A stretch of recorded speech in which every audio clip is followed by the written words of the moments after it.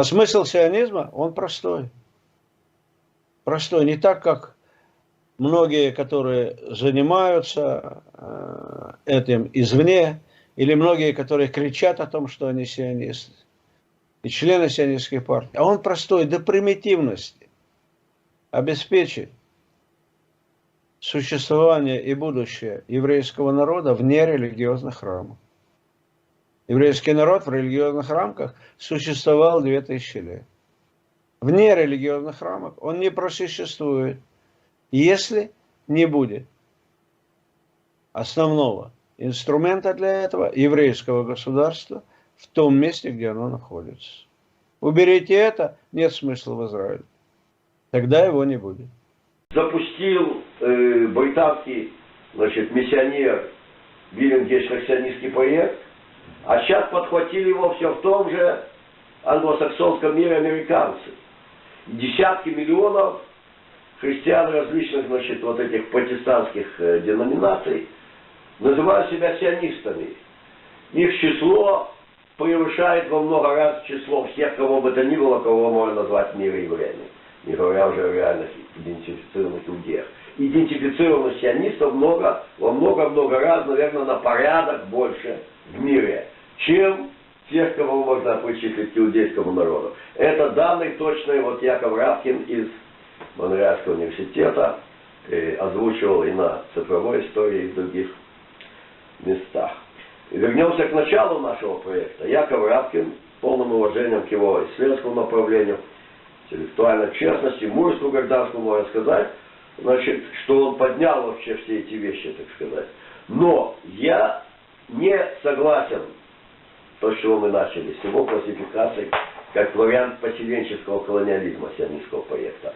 Это некая другая разновидность действия в основном западного колониализма, но и Российская империя там присутствовала в армянском проекте, и Советский Союз в кратком бурном романе с рождением, собственно, этого самого бойструка сионистского государственного образования. Забыли об участии. Это использовать живущие не мусульманские меньшинства против мусульманского мира. Там, где Россия поставила лапу, в конечном счете она оказалась довольно-таки сносом. Туда или сюда, но постсоветская Армения все время виляет в сторону Запада, а запустила там это на территории Турции Франция в свое время. И не надо было поддерживать дашнакский проект, наверное. Лучше было бы поддерживать проект как-то более естественного размещения населения в Закавказье.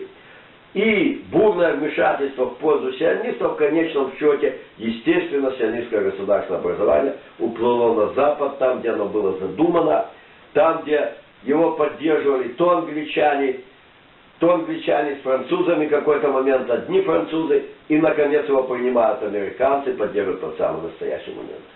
А Советский Союз и Россия оказались в этом проекте снос. Мораль не стой за неправое дело. Ливан замутила Франция и осталась сносом. А искусственно выделенное, собственно, из Сирии это государственное образование осталось ни то, ни сё, и без какой-то надежды на положительный исход этого дела.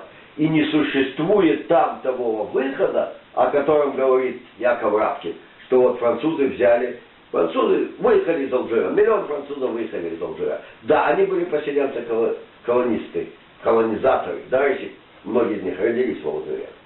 Но, как я уже отмечал, неарабскому населению Палестины решительно некуда исходить, и такая масса не может исходить. Ливанские христиане вообще это коренное население.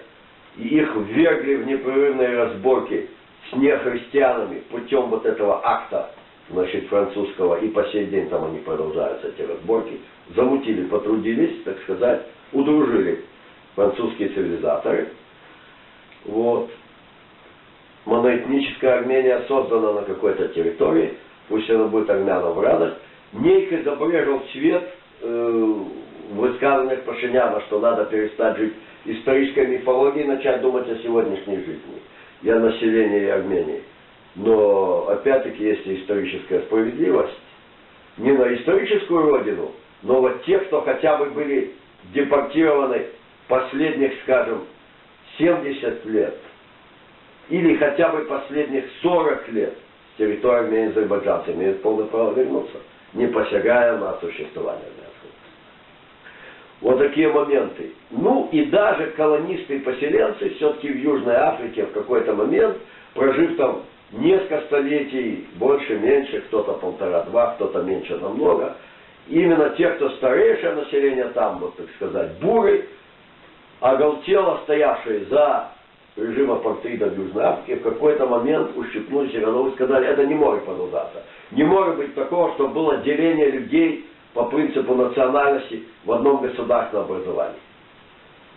И Южная Африка претерпела трансформацию. Будем надеяться с Божьей помощью, что все-таки трансформацию претерпит и вот эта самая географическая Палестина.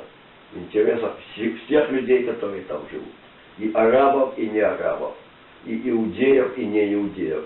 И христиан всех этнических принадлежностей. Да будет на то помощь Всевышнего.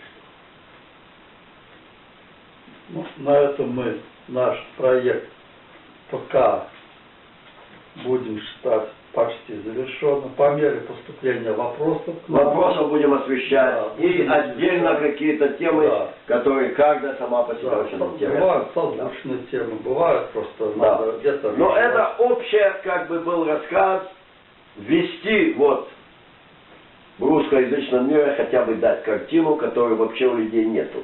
И люди говорят, какая у них позиция в ближневосточном конфликте, вообще не понимая, что там происходило и что там происходит на настоящий момент, и насколько там нету вот решения, то сказать, вот сделайте так и пойдем к решению.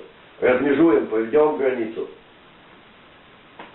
Пусть у людей будет представление о сложности, о корнях того, что там происходит. И присоединяться к нам в молитве к Творцу о мире тех, кто живет на Святой Земле. Ну, наш консервативно-аналитический клуб не прощается. Мы говорим до свидания, до новых встреч.